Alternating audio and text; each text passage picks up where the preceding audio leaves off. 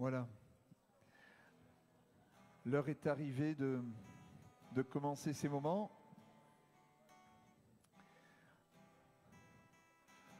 On est heureux de se retrouver. Partager cette heure dans la présence de notre Dieu. Voilà, installons-nous. Voilà, comme ça vous avez été annoncé. Cette semaine, il y a le congrès des assemblées de Dieu. Et donc notre pasteur ainsi que Marc sont donc sur Montluçon. Continuez de penser à eux, de prier pour eux, que Dieu les garde, que Dieu les bénisse, qu'il les renouvelle.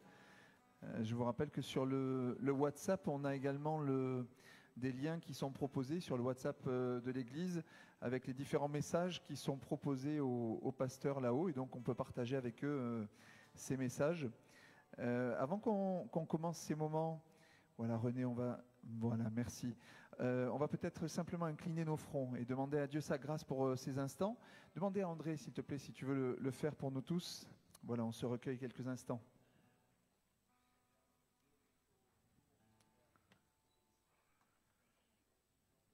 Jésus.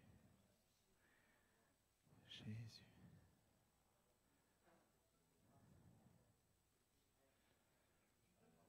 Amen, Jésus. Jésus. Bénis ton serviteur, Seigneur, bénis ta parole. Amen, Jésus. Oui, bénis Bernard, Jésus. Alléluia, Jésus. Amen, amen. Voilà, je vous propose de prendre quelques chants avant de laisser la place à Bernard qui partagera avec nous ce qu'il a reçu de la part de Dieu. Et je voulais qu'on commence par ce chant qui nous dit « Sauve avec puissance ». Notre Sauveur déplace les montagnes et il sauve avec puissance. Et je crois qu'il est bon de toujours nous rappeler, toujours réaliser que quand Dieu agit dans une vie, il ne le fait pas avec la petite cuillère, mais il le fait avec la grande louche. Il le fait avec puissance, il sauve avec puissance. Et cet après-midi encore, il veut sauver au milieu de nous. Sauver celui qui est perdu, sauver celui qui s'est égaré sur le chemin. Il veut le ramener à lui, que son nom soit béni. Ressentez-vous libre, si vous voulez être debout, assis, faites comme vous le sentez. Ce qui est important, c'est de réaliser ces paroles. On a tous besoin de l'amour de Dieu. Merci Seigneur pour ce qu'il a touché nos cœurs, parce qu'il a ouvert nos cœurs à sa grâce. Et cet après-midi, qu'il puisse encore manifester sa grâce et sa puissance. Amen.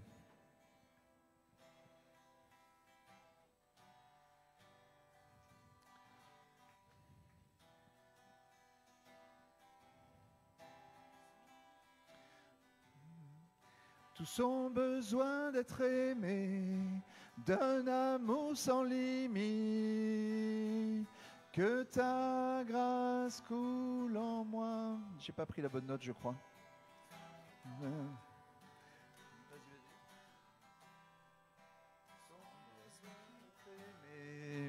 D'un amour sans limite, que ta grâce coule en moi. Tous ont besoin de pardon, de la bonté d'un sauveur, l'espoir des nations. Sauveur, il déplace les montagnes, mon Dieu sauve avec puissance, il sauve avec puissance, pour toujours, créateur du salut. Jésus a vaincu la mort, il a vaincu la mort. Prends-moi tel que je suis, mes peurs et mes échecs. Viens remplir ma vie, je donne ma vie pour te suivre. Prends tout ce que je crois. Et je me soumets.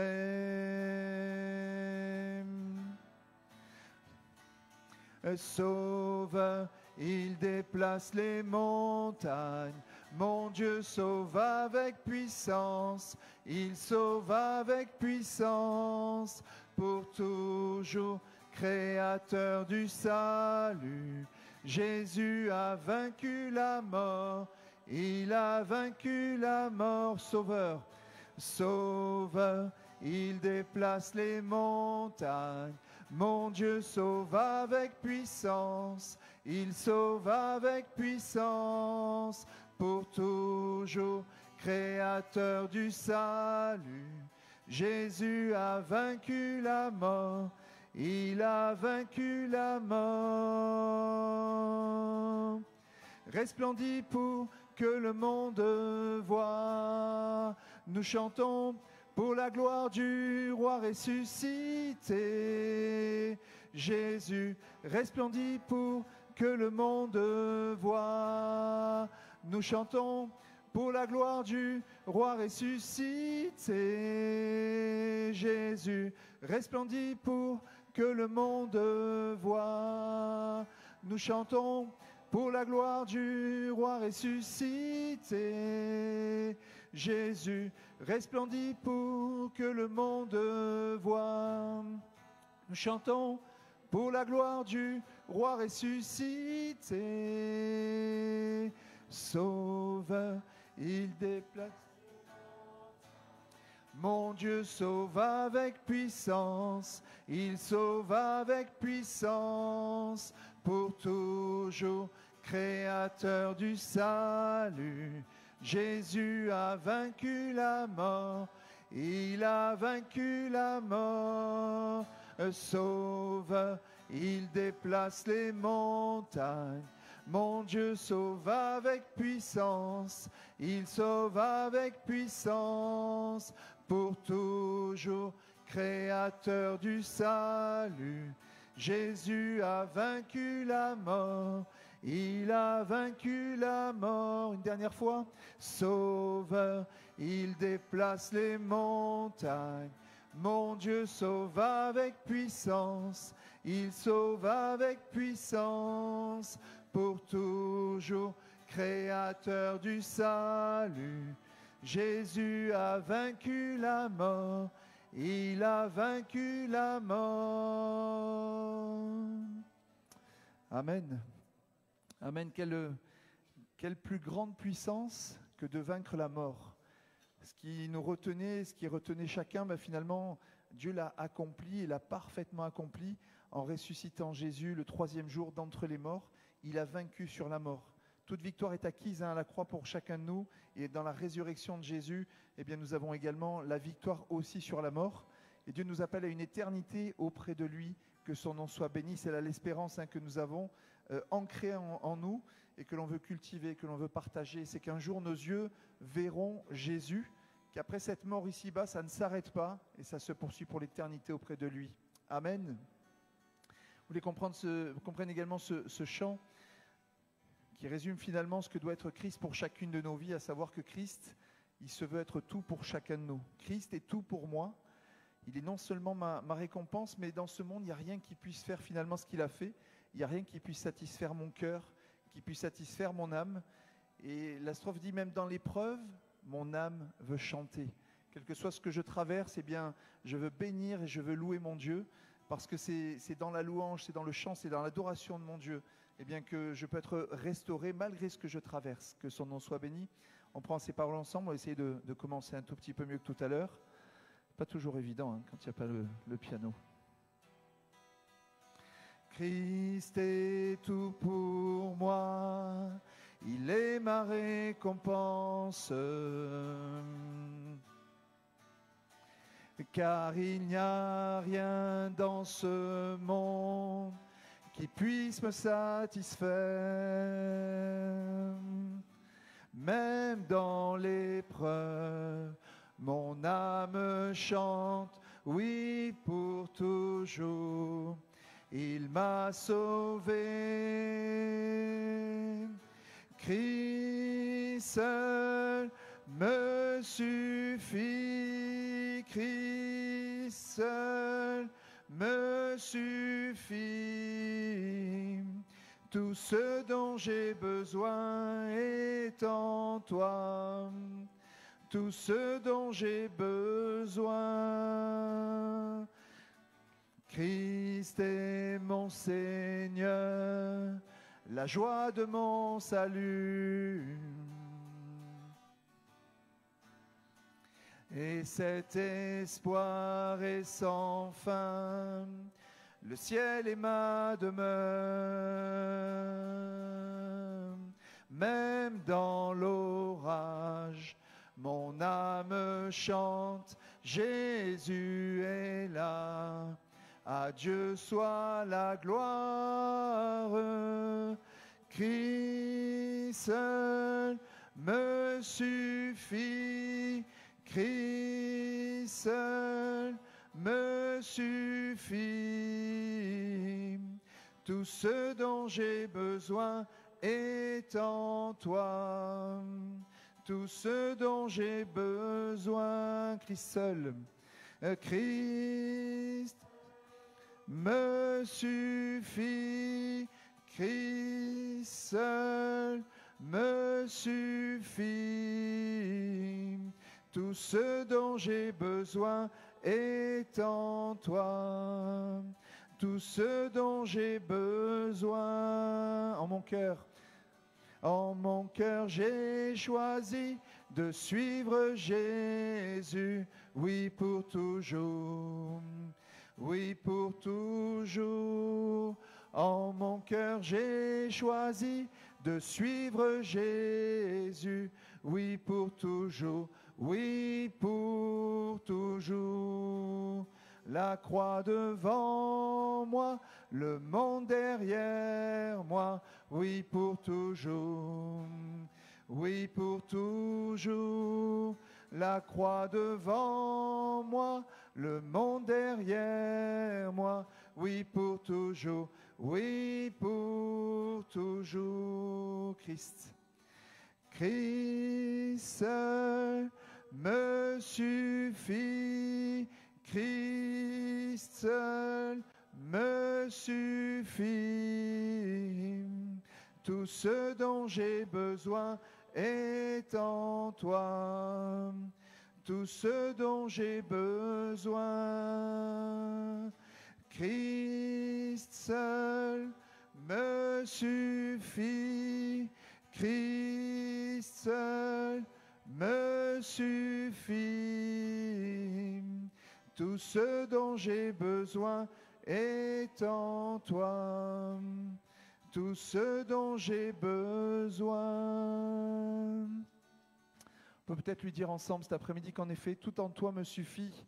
Seigneur, merci parce qu'en effet, je peux dire que j'ai tout trouvé en toi. Seigneur, Seigneur, je veux encore te bénir cet après-midi. Je veux louer ton nom parce que tu as ouvert les yeux de mon cœur, Seigneur, un jour, et tu es venu déposer dans mon cœur ce trésor merveilleux, qu'en effet, tu es celui qui me permet de dire « Tu me suffis, Seigneur, Dieu seul me suffit, Christ seul me suffit, le Saint-Esprit de Dieu seul me suffit. » Et Seigneur, quel que soit ce que je traverse, Seigneur, je veux garder les yeux tournés vers toi et continuer de te bénir, continuer de te louer, continuer d'honorer ton nom. Seigneur, merci. Merci pour le salut à la croix, mais merci aussi pour le Saint-Esprit que tu nous as adressé afin de ne pas nous laisser orphelins, Seigneur. Et il marche à nos côtés, il remplit nos vies jour après jour. Il est là, Seigneur, et nous pouvons, Seigneur, trouver notre secours en lui. Quelle grâce, Seigneur, de nous accompagner jour après jour, Seigneur. Alléluia, Seigneur. Alléluia, Jésus. Alléluia, Seigneur. Merci. Merci, Jésus. Merci, Seigneur. Merci, Jésus. Alléluia. Jésus. Oh Dieu, Jésus. Alléluia, Seigneur. Merci pour ton esprit, Seigneur. Oui, Jésus, le salut est en toi, Seigneur. Le salut est en toi, Jésus. Alléluia, Seigneur. Merci, Seigneur. Merci, Jésus. Seigneur, Alléluia. Viens, Jésus. Alléluia. Déposer dans nos cœurs ton esprit, Jésus. Nous renouveler au travers de ton Saint-Esprit, Seigneur. Jésus. Et nous sommes perdus, Jésus. Alléluia. Vers toi que je me tourne, Seigneur. Alléluia. Pour marcher dans tes voies, Seigneur. Alléluia, Jésus. Alléluia, Seigneur. Jésus. Merci, Seigneur, pour ta parole, Seigneur. Merci parce que jour après jour, tu façonnes nos vies, Seigneur. Tu travailles nos cœurs. Oh, gloire à ton nom, Jésus. Gloire à Dieu, Seigneur. Oh, je te bénis, Seigneur. Je te loue, mon Sauveur. Nous ne méritons rien, Seigneur. Mais tu es là, Jésus. Alléluia. Dans tout ce que nous traversons, tu es là, Jésus. Tout ce que nous vivons, tu es là, Seigneur. Merci. Savoir que nous pouvons te faire confiance, Jésus. Merci, Seigneur. Alléluia, Jésus. Alléluia, Seigneur Jésus. Gloire à Dieu. Gloire à Dieu. Oh Jésus, merci, Seigneur. Merci pour cette vie merveilleuse qui est en toi, Seigneur. Alléluia. Alléluia, Seigneur. C'est ce que quand nous marchons dans la vallée de l'ombre de la mort, Seigneur, craignons aucun mal, Seigneur, tu es avec nous, tu es à nos côtés. Amen, Jésus. Jésus, alléluia, Seigneur. Alléluia, Jésus. Amen, Seigneur, amen. Oui, béni Corinne, Jésus, béni Matthieu, béni Christophe, Seigneur Jésus. Mène ton œuvre à son terme, Jésus. Alléluia, Seigneur. Alléluia, Jésus.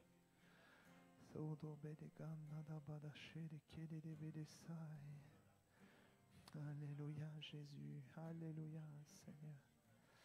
Alléluia, Jésus. Alléluia, Seigneur. Alléluia, Jésus. Merci, Seigneur.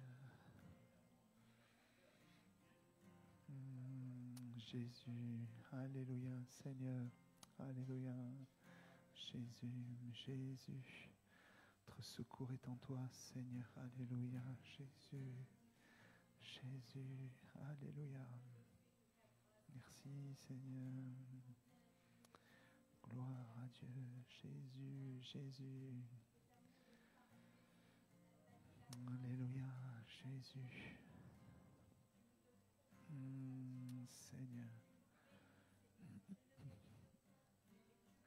Alléluia, Jésus.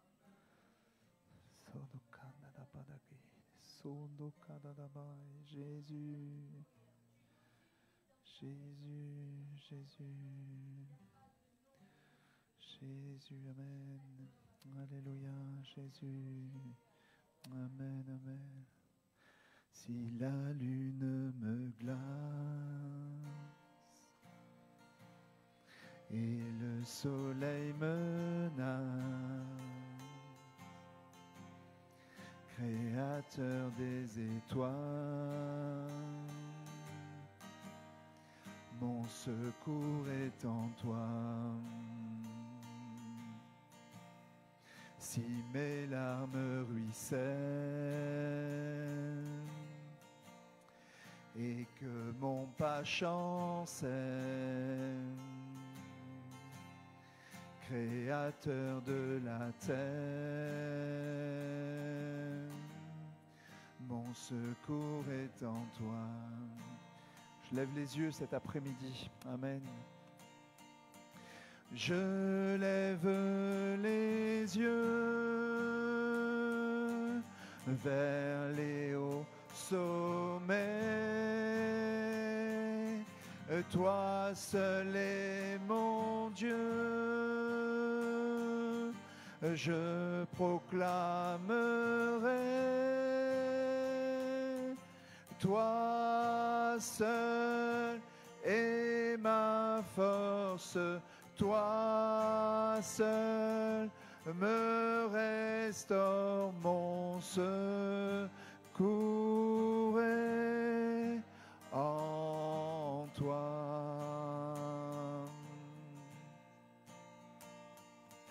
Toujours tu me portes porte, jamais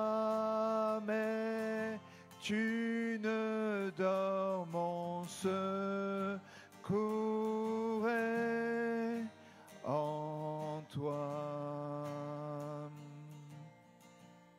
Si la peur m'envahit et mon âme chavire, Créateur de la vie, mon secours est en toi. Je lève les yeux, amen. Je lève les yeux vers les hauts sommets. Toi seul est mon Dieu. Je proclamerai, toi seul est ma force, toi seul me restaure, mon secours est en toi.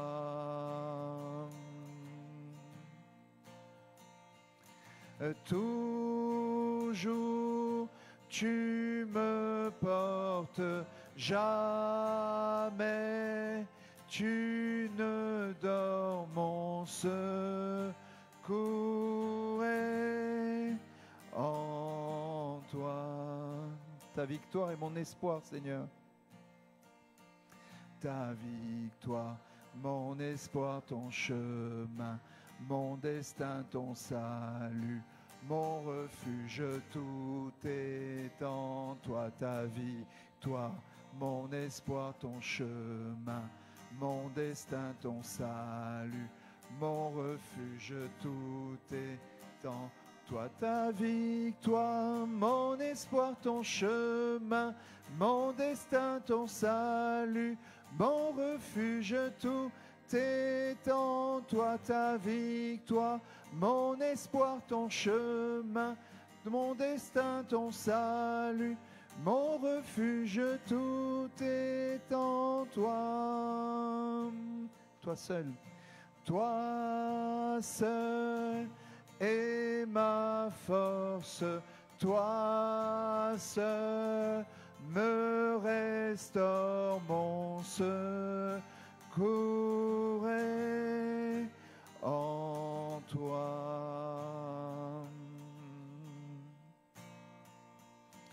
Toujours tu me portes, jamais tu ne dors, mon secours est en toi.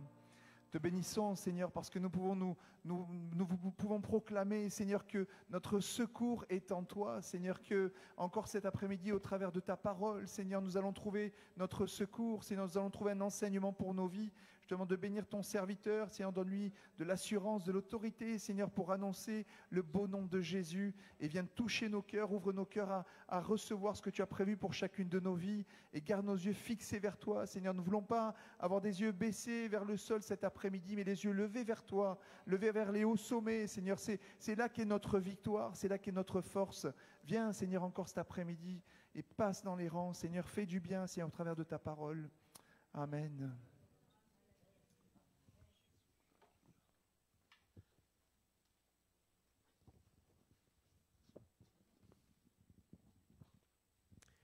Gloire à Dieu, bienvenue dans ce lieu cet après-midi, à l'écoute de la parole de Dieu.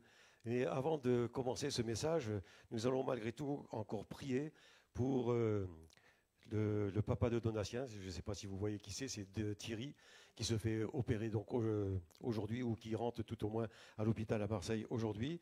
Et le monsieur pour qui on a prié dimanche, Bernard, qui se fait lui aussi opérer aujourd'hui. Donc que Dieu intervienne dans sa vie.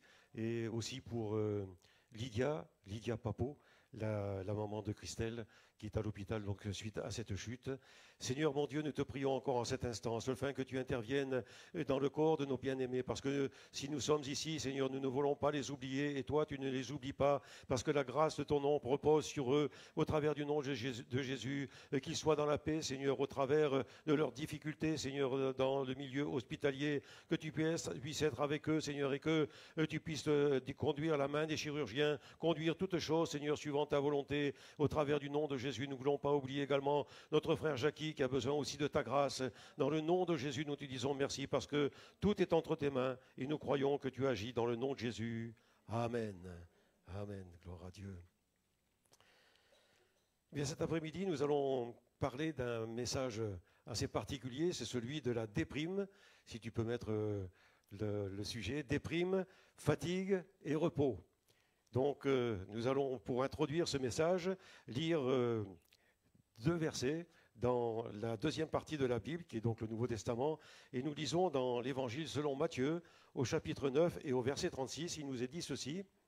« Voyant la foule, Jésus fut ému de compassion pour elle, parce qu'elle était languissante et abattue, comme des brebis qui n'ont point de berger. » Puis le second texte, c'est toujours dans l'Évangile selon Matthieu, et au chapitre 11, au verset 28 à 30.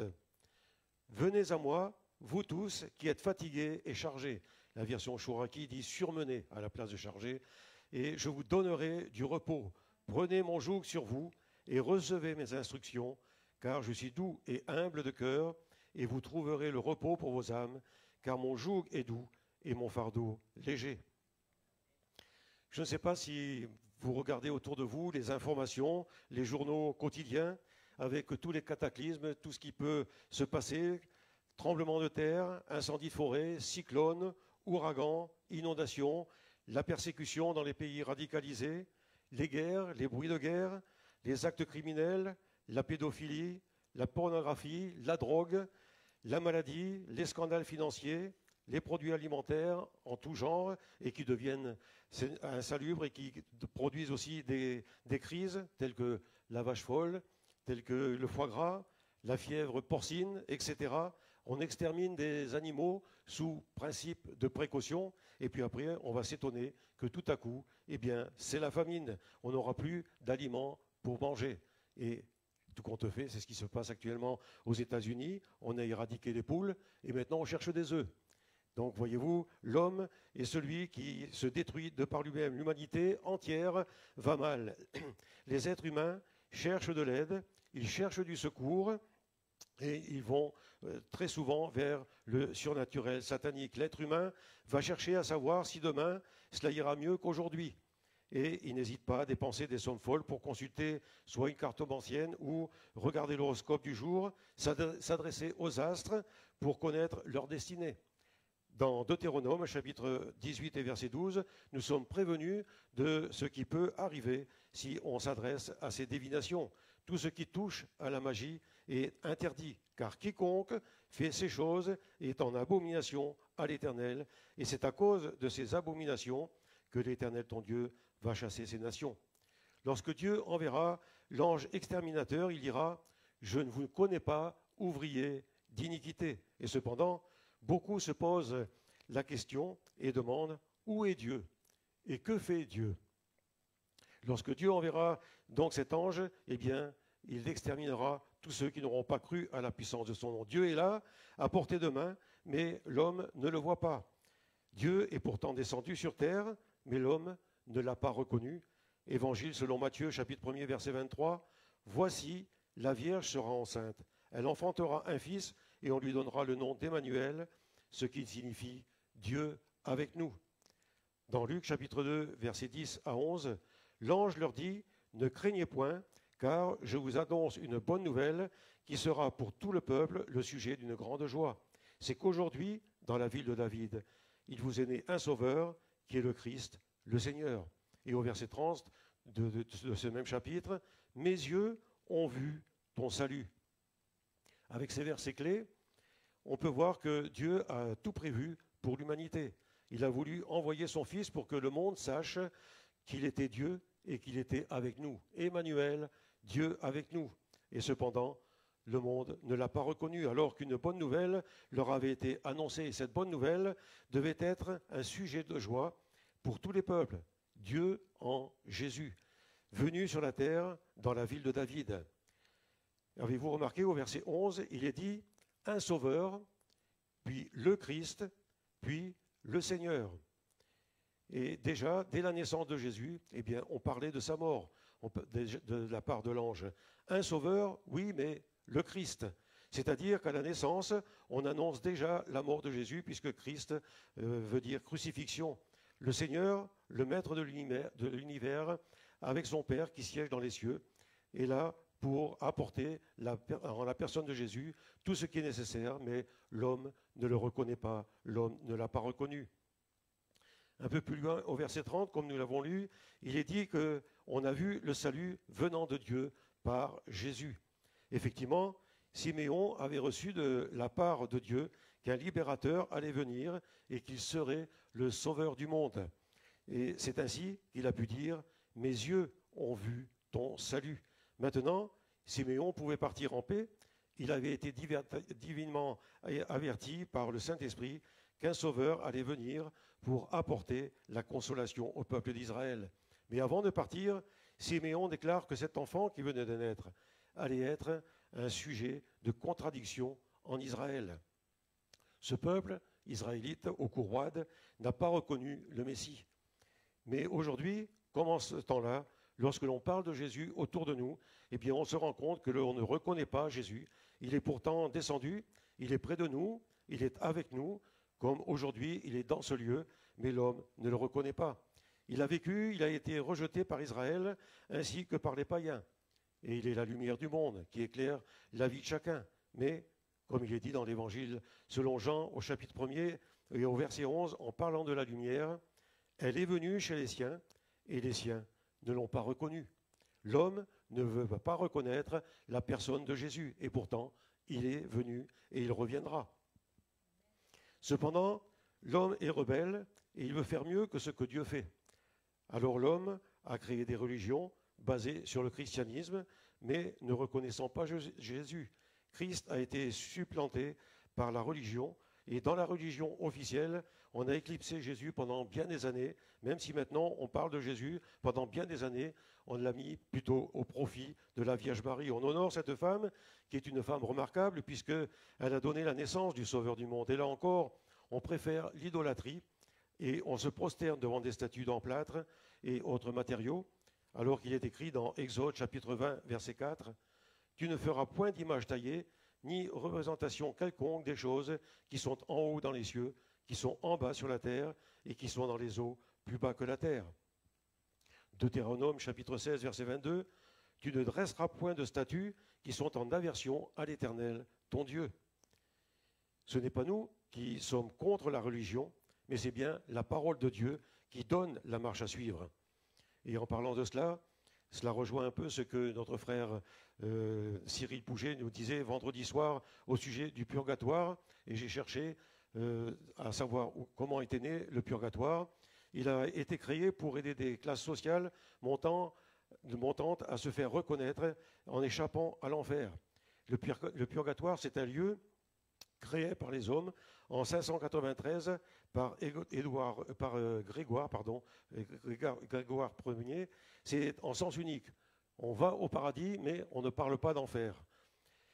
Le pape Innocent IV, en 1254, décide avec les chrétiens grecs de faire aboutir cette reconnaissance du purgatoire. Et cela a été officiel à partir du concile de Lyon en 1274. Et cela n'a rien de biblique. Et tout ceci ne sont que des institutions humaines. Donc je reviens à ce que je disais, après avoir fait le culte des saints, comme si cela ne suffisait pas, eh bien on fait des pèlerinages, croyant que dans les lieux commerciaux, parce qu'il faut appeler ça du commerce, on vous fait croire que vous obtiendrez des bénédictions, mais des bénédictions qui ne viennent jamais. Par contre, vous avez dépensé de l'argent pour essayer d'obtenir un salut, alors que le salut est gratuit. La gratuité est donnée par la puissance de l'Évangile, comme il nous est dit dans Éphésiens au chapitre 2, verset 8, « Car c'est par grâce que vous êtes sauvés, par le moyen de la foi. Et cela ne vient pas de vous, c'est le don de Dieu. Donc, c'est gratuit, on n'a pas besoin de payer. Romains chapitre 3, verset 23, « Car tous ont péché et sont privés de la gloire de Dieu, et ils sont gratuitement justifiés par la grâce, par le moyen de la rédemption qui est en Jésus-Christ. » Alors, où est la présence de Dieu pour être libéré? Où est son pouvoir? Eh bien, tout simplement, dans la parole, dans la Bible, là où on écoute l'Évangile. Et il est écrit dans l'Épître de Jacques, « Approchez-vous de Dieu, et il s'approchera de vous. » Jésus a aussi dit dans l'Évangile de Matthieu, « Tout pouvoir m'a été donné dans le ciel et sur la terre. » Je m'adresse aussi bien à vous ici dans ce lieu ce soir que pour les internautes qui écoutent. Et tout ce que nous pouvons dire, c'est que Dieu est venu en Jésus sur la terre pour pouvoir sauver l'humanité. Et tout ce que vous venez d'entendre sort des Saintes Écritures, c'est-à-dire la Bible. Et il n'y a qu'à l'écoute de ces versets bibliques que vous pouvez obtenir la délivrance de ce qui a accaparé votre vie, vous amenant à la déprime, puisque c'est le sujet de ce message cet après-midi. Dans le verset d'introduction, nous avons lu « Vous tous ». De qui parle-t-il, Jésus? Il parle de ceux qui sont fatigués, de ceux qui sont déprimés, de ceux qui sont surmenés. Spirituellement, vous n'arrivez pas à faire surface et vous êtes entraînés par le poids d'une religion. Vous peinez sans savoir où vous allez. Le poids de votre fardeau eh bien, vous fait fléchir le cou, vous marchez courbé. Le fardeau de la loi de la religion fait que vous n'avez plus de ressort et vous dégagez de la voie que vous avez prise. Vous peinez à chercher une issue sans pouvoir la trouver. Par contre, certains vont chercher dans la drogue ou toutes sortes d'addictions, telles que la pornographie, l'alcool, la cigarette, etc. Et plus dangereusement, les sciences occultes, croyant pouvoir alléger votre déprime, et vous ne faites qu'empirer la chose. Le mal empire et cela va de plus en plus vous faire de difficultés et vous entraîner dans la déprime, vous entraîner dans la fatigue. Alors que faire de votre fatigue? À l'heure du tout Internet, vous vous laissez prendre à regarder l'horoscope pour savoir si votre journée ou votre avenir sera meilleur. Comme cela ne donne rien, alors vous répondez à la cartomancienne qui vous a laissé un message en disant de la rappeler parce qu'elle a un message, une réponse importante à vous donner au sujet de votre avenir, moyennant bien entendu une somme d'argent. Tout ceci fait que vous vous fatiguez de plus en plus, vous êtes toujours de plus en plus déprimé, mais qu'à cela ne tienne, vous continuez dans cette mauvaise voie sans obtenir un résultat favorable pour votre santé qui, elle, se dégrade. Parce que avec la fatigue, la santé se dégrade également. La fatigue, la déprime, il n'y a plus de repos, il n'y a plus rien qui fait que votre être entier puisse être libre puisque vous êtes constamment déprimé, constamment fatigué. Tout ce que vous avez entrepris ne fonctionne pas. Rien ne peut fonctionner parce que vous ne vous adressez pas à la bonne personne.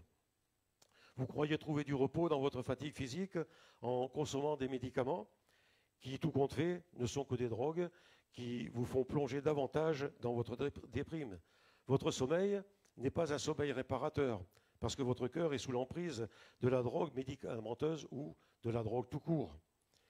Le lit ne vous donnera pas de repos moral parce que vous êtes de ceux qui restez empreints par le joug de la fatigue. Cette fatigue morale est aussi une fatigue spirituelle.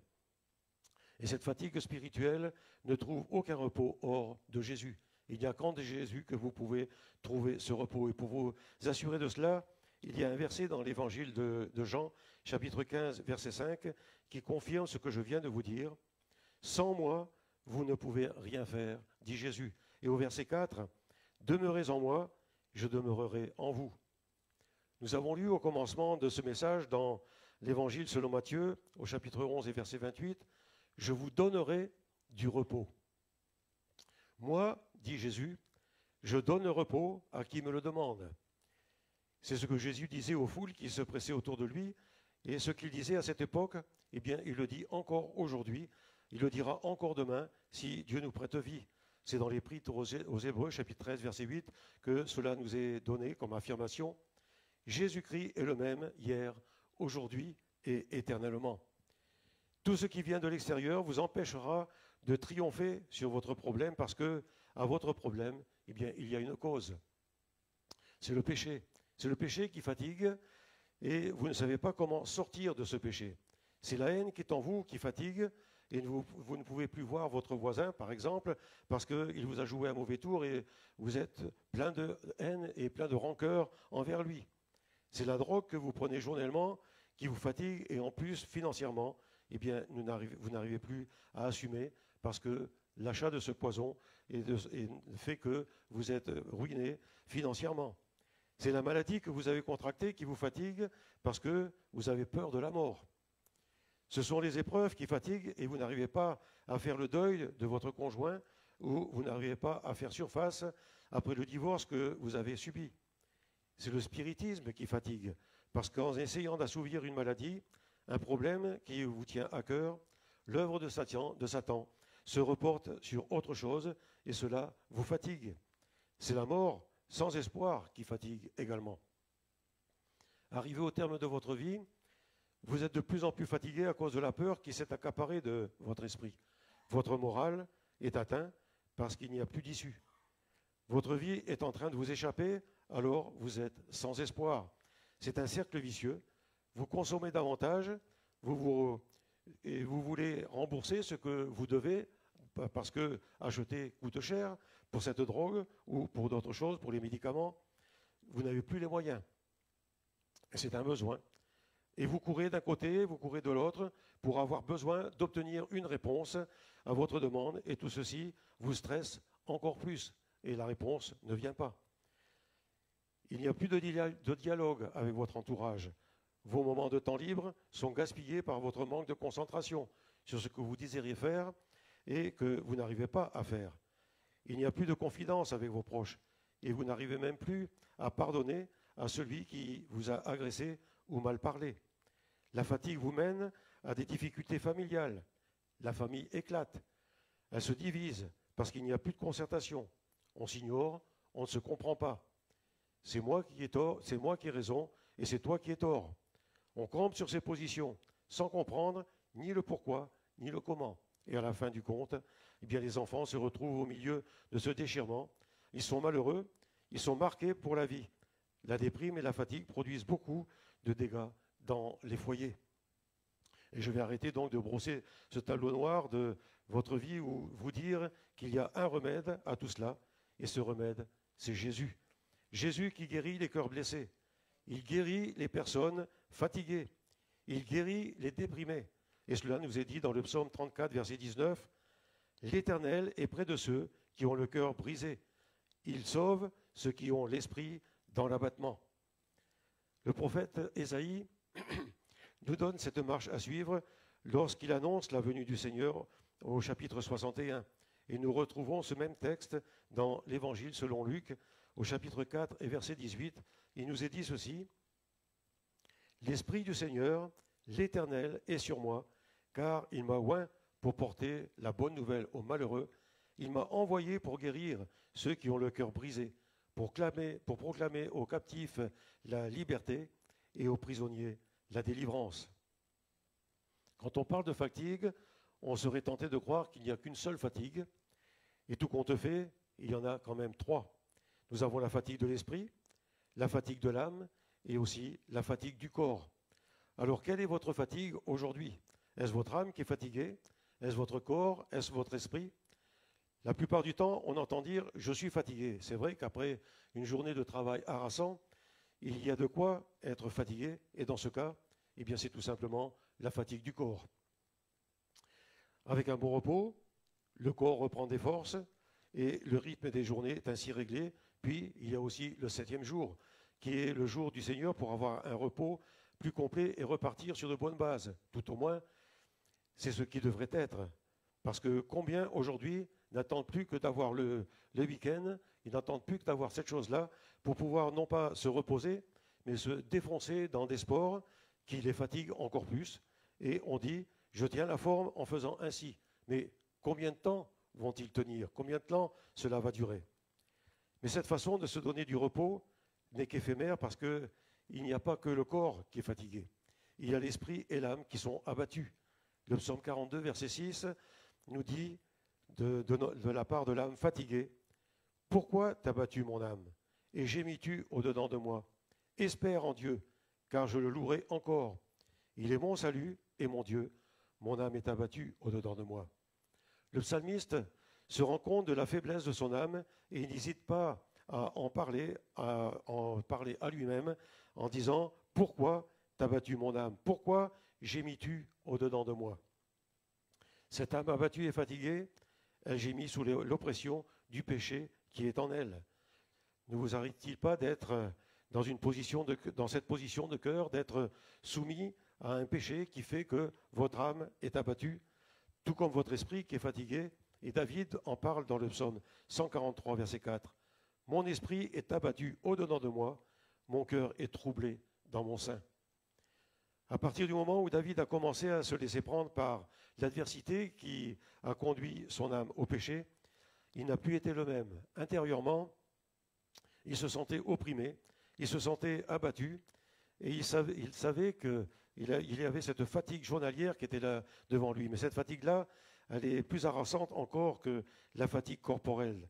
Et certains d'entre vous sont peut-être dans cette situation de mal-être, d'un mal-être intérieur qui vous mine et vous ne savez plus comment en sortir. La société ne propose aucun remède qui pourrait satisfaire, aucun remède qui pourrait vous guérir. Peut-être que la société va vous proposer d'aller au cinéma pour voir toutes sortes de films, des films à l'eau de rose qui ne vous donneront pas de réponse à la fatigue de votre âme. Le théâtre vous permettra peut-être de rire pendant le temps de la représentation, mais lorsque vous sortirez, eh bien, vous retrouverez votre fatigue. Les variétés vous feront passer peut-être un bon moment, et un moment de défonce et d'achargement à l'écoute des chansons.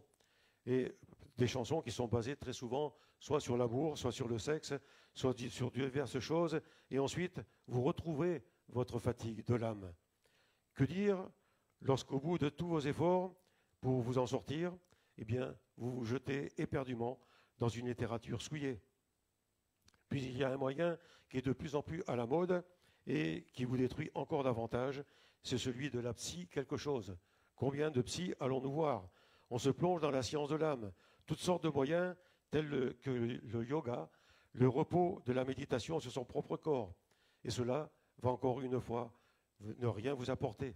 Au bout d'un certain temps, vous vous dites, je suis revenu au point de départ et je suis toujours aussi éperdu dans mon âme. Alors, vous vous plongez dans la religion. Vous commencez par des pèlerinages qui se suivent avec de l'idolâtrie. Vous vous confiez dans un morceau de plâtre, de métal ou tout autre matériau, comme je le disais au début de ce message. Vous dépensez sans compter pour vous retrouver à faire de la magie, croyant que là, vous aurez trouvé un repos pour votre âme. Mais cela va en empirant, parce qu'il ne faut rien attendre de bon de ce côté-là, de tous ces vendeurs de rêves. Alors que faire pour vous en sortir? Où est le vrai repos? Eh bien tout simplement, le vrai repos vient par Christ. Il est en Christ, il est avec Christ. Jésus, le Sauveur du monde, qui a été envoyé sur cette terre pour ne plus être sous le joug de l'esclavage du péché, qui vous fatigue le corps, l'âme et l'esprit. Eh bien, il n'y a tout simplement qu'en Jésus que vous pouvez trouver la réponse. Dans l'évangile de Matthieu, chapitre 11, verset 29, que nous avons lu au début, il est dit « Prenez mon joug sur vous ». Et en continuant, il vous dit « Vous trouverez le repos pour vos âmes ». Voilà la réponse au problème de la fatigue. Il suffit tout simplement d'accepter le joug léger de Jésus sur votre vie. En quelque sorte, Jésus dit ceci, « Écoutez-moi, vivez de moi, recevez-moi ». C'est lui qui donne le vrai repos. C'est lui qui donne le vrai bonheur. C'est lui qui donne la vraie vie. Jésus ne se trouve pas dans la religion, il se trouve tout simplement dans la Bible, émanant de la bouche de Dieu. La religion ne vous apportera que déception, parce qu'elle est sans vie. La vraie vie se trouve en Jésus, et Jésus seul, qui est le Fils de Dieu. Dieu qui s'est fait homme au travers de son Fils bien-aimé, Jésus, en venant sur cette terre. Il est venu pour nous venir à la croix du Calvaire, à seule fin que nos péchés soient pardonnés, que nous puissions faire cet acte de foi, de nous approcher de lui. C'est lui, le Messie promis, que les hommes n'ont pas reconnu. Et c'est pour cela que les hommes sont morts Et si Jésus est mort, eh bien c'est tout simplement pour pouvoir venir racheter ces hommes. Mais une prophétie qui a été annoncée par le prophète Ésaïe, que nous avons lu tout à l'heure, cette prophétie prévoyait qu'il aurait été aussi rejeté. Et c'est pour cela que lorsqu'il a été abandonné, eh bien Jésus est retourné près de son Père. Mais pourquoi ? Tout simplement pour nous accorder une grâce supplémentaire, c'est cette vie éternelle que nous avons en lui lorsque nous croyons à la puissance de son nom. Donc il suffit tout simplement de croire aux meurtrissures de la croix du Calvaire, à seule fin que nous puissions obtenir la guérison dans nos corps souffrants, que nous puissions obtenir la guérison de nos âmes abattues, la guérison de notre esprit fatigué. Et je termine en vous donnant un dernier verset des évangiles dans Jean chapitre 14 et au verset 1er. Et c'est Jésus qui parle et il dit ceci: « Pour tous ceux qui sont affligés dans leur âme et dans leur esprit, croyez en Dieu et croyez en moi. » C'est tout simple, en croire en beaucoup de choses sur la terre, croire en tout ce qui se passe et ne pas croire en Jésus nous fait passer à côté de la merveilleuse chose que de pouvoir acquérir le salut pour notre âme, obtenir la délivrance dans notre corps, ne pas rester dans la déprime, mais au contraire être libéré de la déprime, libéré de la fatigue, à seule fin que nous puissions être de ceux qui soyons restaurés par la grâce de Jésus. Donc ce soir, et cet après-midi, nous pouvons faire qu'une chose, eh bien c'est nous confier en Jésus, recevoir de lui la plénitude de son esprit dans nos vies, la plénitude de son esprit dans nos âmes, dans nos cœurs, dans nos pensées. La déprime, la fatigue, toute maladie disparaîtront par la grâce de Dieu. C'est tout ce que nous souhaitons à chacun d'entre vous. Donc, que cet après-midi, que ceux qui soient sur Internet ou peut-être ici dans ce lieu, peut-être nous sommes tous des croyants, et peut-être que tout ce que je viens de dire ne concerne pas les croyants. Mais il y a peut-être une parole qui, malgré tout, peut vous satisfaire, c'est que Christ peut tout vous donner au travers de la puissance de son nom. Et c'est dans la puissance du nom de Jésus que nous pouvons acquérir toutes ces grâces et toutes ces bontés. Amen.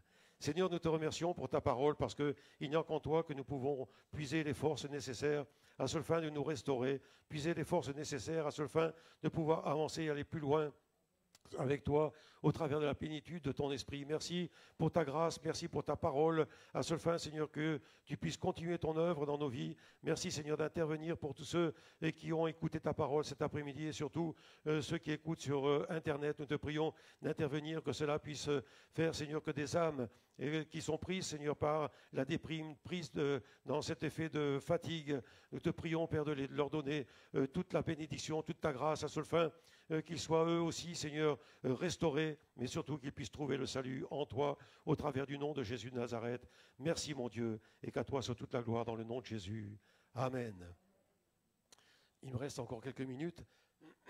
Et si peut-être quelqu'un a besoin de recevoir de Dieu une grâce supplémentaire, eh bien, que le Seigneur puisse intervenir dans leur vie, vous pouvez vous lever à votre place et nous allons prier pour chacun d'entre vous à ce fin que Dieu intervienne. C'est vrai que certains sont dans la maladie, d'autres sont dans des problèmes matériels, d'autres sont dans des problèmes spirituels, mais que Dieu puisse intervenir pour chacun d'entre vous. Nous avons prié tout à l'heure pour nos bien-aimés qui sont à l'hôpital, qui sont hospitalisés, et maintenant nous allons prier pour chacun d'entre vous qui est ici présent. Seigneur mon Dieu, nous te demandons toute ta grâce à ce fin que nos bien-aimés qui se sont levés, et puis Seigneur, placer leur foi en toi.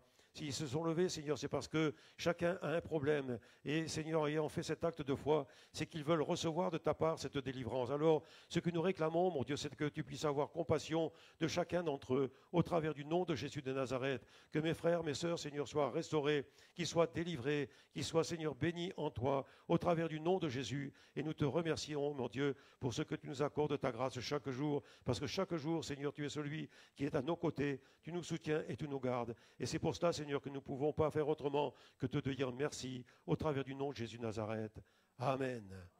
Gloire à Dieu.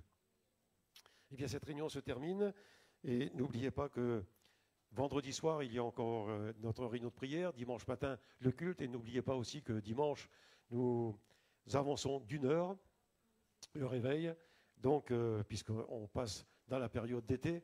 Et prions aussi pour nos serviteurs de Dieu qui rentreront dans la journée de vendredi, afin que Dieu les aide et les garde dans sa main bénissante. Et surtout que nos frères et sœurs, nos frères puissent se faire du bien à l'écoute de la parole, donc ensemble, sous le regard de Dieu pendant cette convention.